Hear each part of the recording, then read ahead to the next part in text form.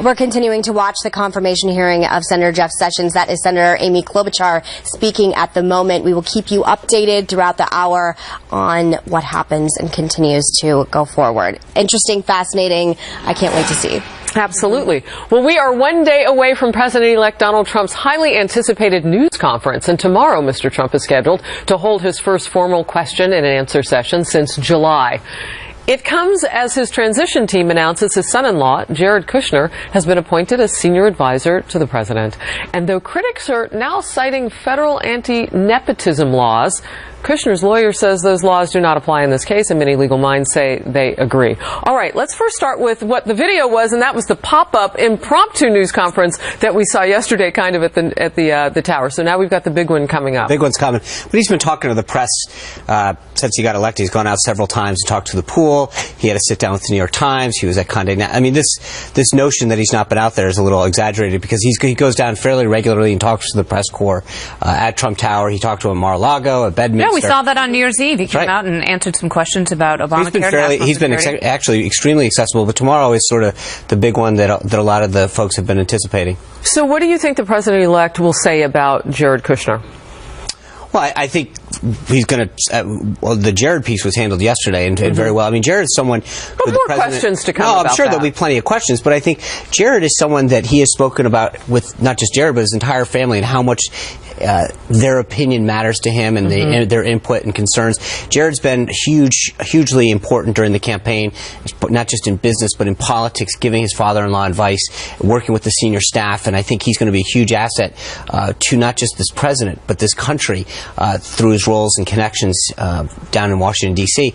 And you look at the steps that Jared took yesterday, stepping down from a hugely successful company. And his wife. Same with Ivanka. And divesting from a lot of other things and complying with rules that an employee would have to come, even though he's not taking a salary. That's another sort of interesting point. There's so many of these individuals that their desire to serve the president-elect, implement his agenda, and serve this country have foregone any salary or anything. They truly are excited to help this country move forward. And what is it about his background, his resume, that makes him particularly an adept person on Israel and the Middle East? Well, I think because I know that's where, as a senior advisor, that's where he's going to. And you look at the number of people who have spoken out, from Bill de Blasio, the mayor here, to Prime Minister Netanyahu, to other leaders in the diplomatic community, the business community.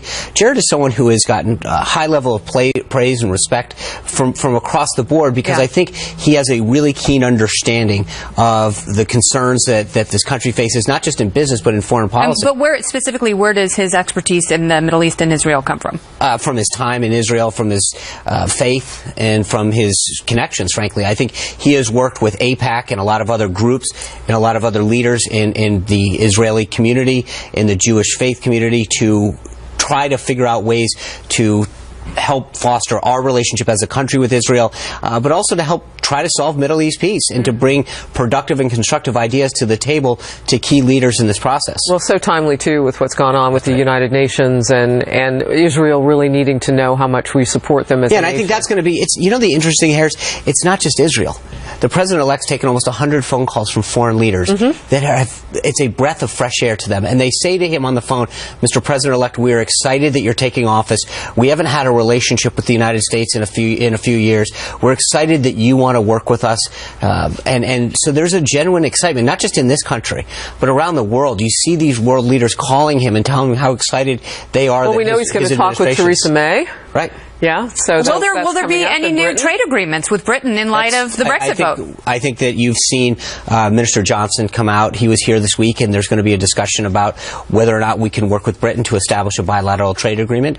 But again, it's this excitement that exists, whether you're talking about Britain or Russia or any of these numerous countries that are excited that they have an opportunity to reset relations with the United States and to reassert America's place in the world. All right. Well, one thing that we've talked about on the couch, Megan, has to do with what the press corps is going to look like going forward. Yeah. You guys made people nervous when you said you were going to move around the seats and that sort of thing. They should. But there's a seriousness about the traditionality that we've seen there. So what will it potentially look like? Well, it's a combination, and I don't think it's being made in a vacuum. We've sat down with the White House Correspondents Association, with other reporters, and said it's the same charge, frankly, the president-elect has given everybody who's serving in either a staff role or or a appointed role, which is, can we deliver a better product for the American people?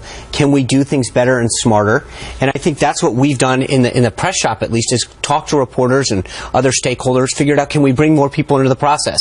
Is it just Washington media that should get access to the press room? Can we find ways using modern technology to bring people who might have a weekly newspaper in Idaho into the process? Can we bring a talk radio show host? Or millennials. Exactly, or everyday Americans. But I think for too often the mindset has just been, this is how it's always been done.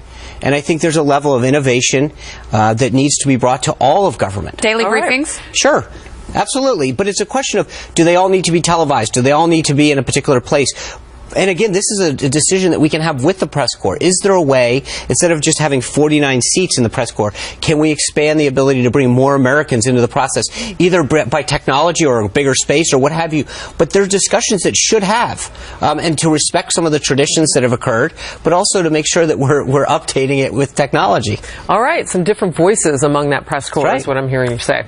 Democrats are fighting tooth and nail to keep Obamacare intact and staying up very late at night, particularly last night with some fiery floor speeches. We'll ask Sean what will happen to President Obama's signature health care law when his boss takes office.